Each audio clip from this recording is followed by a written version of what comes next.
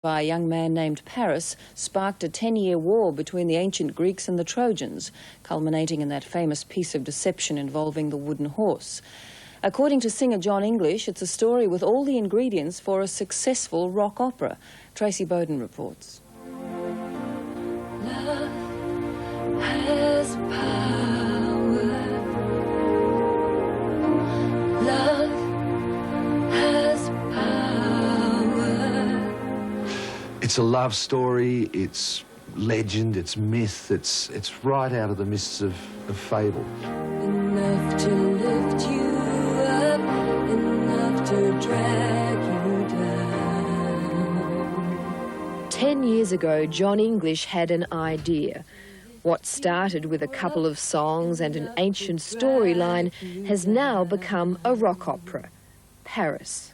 Enough to lift you up, enough to drag you down. Never surrender, always remember. Paris was the name of the guy that ran off with Helen, who was married to Menelaus, the king of Sparta, and took her back to Troy and caused a war that lasted for 10 years. I always liked story songs. And having done a fair bit of musical theatre, like contemporary musical theatre, I understood the pacing of everything and where it should go. And it just seemed to be a logical progression for me.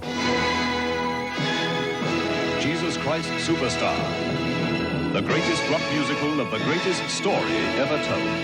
It's almost 20 years now since a young bank clerk won the role of Judas in Jesus Christ Superstar and became a star himself. The production of Jesus Christ Superstar that took place in Sydney in 1972 was the very best in the world. Kings and queens aren't allowed to be lonely. They live their lives for their followers only. It's one of the best blends of rock music and opera, probably since Superstar. I can't even find the words to console her. I've killed the very man she loved, all because I was blind. Jon dreamed up the whole plan in the first place, and it's his baby.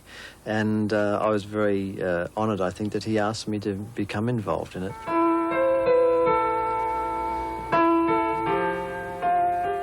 The creation of Paris was an international affair. As Jon composed on his property north of Sydney, co-writer and producer Australian David Mackay was thousands of miles away on his property in Surrey, England. The pair swapped musical ideas via computer. We can virtually talk to each other. We can send lyrics across, we can send music across to each other, and we can edit that music and move it up and down. We can send written stave. We are discussing matters of state that can't wait. The cast of Paris is also international. To the leaders of this mighty nation. Paris is played by Englishman John Parr. Other cast members include John Waters, Harry Nilsson, David Atkins, Barry Humphries, and of course, Jon English. You're not Achilles. Prove your doubt. Face me! I just hope people like it. Oh, Helen, if only I'd known. If only I'd known. After weeks of recording sessions in Australia and England, the album of Paris is due to be released in the next few weeks. A concert version of the rock opera is planned for later this year, with the show ready to go on the road next year. I do plead with Australia to take it for what it's worth in terms of the international market. I mean, there were people saying, oh, when are you going to open?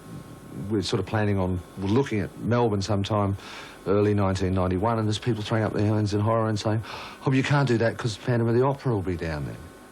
And I say, well, so what? You know, if I didn't think it was as good as Phantom of the Opera, I wouldn't be chasing it this hard. Paris, Tracy